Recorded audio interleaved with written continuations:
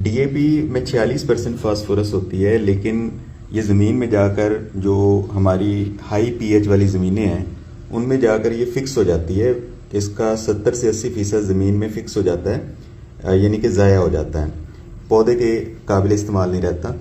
इसको देखने के लिए हमने यहाँ पर जिंक लिया है, तो ये जिंक के साथ ज़मीन में मौजूद जिंक और बाकी जो मेटल्स हैं जिसमें कैल्शियम है, मैग्नीशियम है, मैंगनीज़ है, आयरन है, कॉपर है, ये मुख्तलिफ़ किस्म के जो मेटल्स हमारी ज़मीन में मौजूद हैं।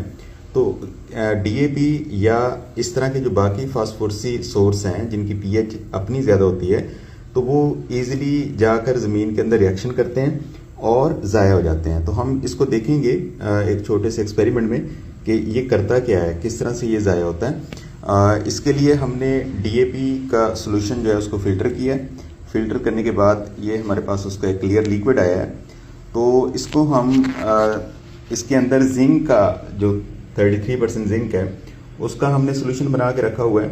तो ये जब हम इसमें मिक्स करते हैं तो ये फौरी तौर पर उसके साथ रिएक्शन करता है और उसको प्रेसिपिटेट्स में कन्वर्ट करता है, यानी कि उसको इनसोल्युबल कर देता है। ये नीचे बैठ गया है।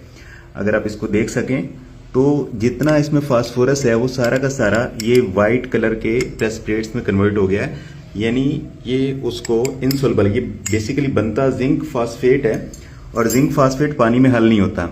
और इस तरह से इसके बाकी जो मेटेलिक फास्फेट हैं, कैल्शियम फास्फेट या मैग्नीशियम फास्फेट या कॉपर, वो उनका भी बिल्कुल सेम इसी तरह का फिनोमेना होता है कि ये उनके साथ रिएक्शन करता है और इस तरह से इनसोल्युबल हो जाता है। तो इसलिए डीएपी हमें काफ़ी ज़्यादा मिकदार में डालना पड़ता है। आल्दो जो क्रॉप्स हैं उनकी फास्फोरस की रिक्वायरमेंट नाइट्रोजन और पोटाश से काफ़ी कम होती है, लेकिन फिर भी हम काफ़ी ज़्यादा मिकदार में इसको डालते हैं। और उसकी रीज़न ये है कि ये ज़मीन में जाकर काफ़ी फिक्स होता है और अवेलेबल कम रहता है। इसके मुकाबले में इसके अंदर चिलेटिंग एजेंट्स मौजूद हैं, इसकी पीएच कम है। ये सारे जो फैक्टर्स हैं इसको महफूज बनाते हैं और ये किसी भी मेटल आयन के साथ इस तरह से रिएक्शन नहीं करता। इसको भी हम देख लेते हैं कि अगर हम पानी के अंदर इसका सोल्यूशन अगर बनाएं, और ये हमने इसका सोल्यूशन बनाया है, इसमें हम जिंक को ऐड करें, इसमें आप कैल्शियम ऐड करें, इसमें आप जो मर्जी मेटेलिक आयंस ऐड करें, तो ये उनके साथ ये जैसे जिंक है, जिंक का लिक्विड है, तो इसको हम इसमें ऐड कर रहे हैं। किसी किस्म का कोई रिएक्शन नहीं होगा और ये बिल्कुल अपने क्लियर फॉर्म में रहता है। तो ये ज़मीन में जाकर ज़्यादा महफूज फास्फोरस होता है और वहाँ पर ये लंबे अरसे तक अवेलेबल भी रहता है और फौरी तौर पे पौधा जो है इसको एब्जॉर्ब भी कर सकता है, ना कि डीएपी वाली फास्फोरस जो कि इस तरह से इनसोल्युबलाइज हो जाती है, यानी कि अवेलेबल नहीं रहती और पौधा इसको जज़ब नहीं कर सकता कि पानी में हल नहीं होती। जब तक पानी में हल नहीं होगी तो पौधा इसको ले नहीं सकता।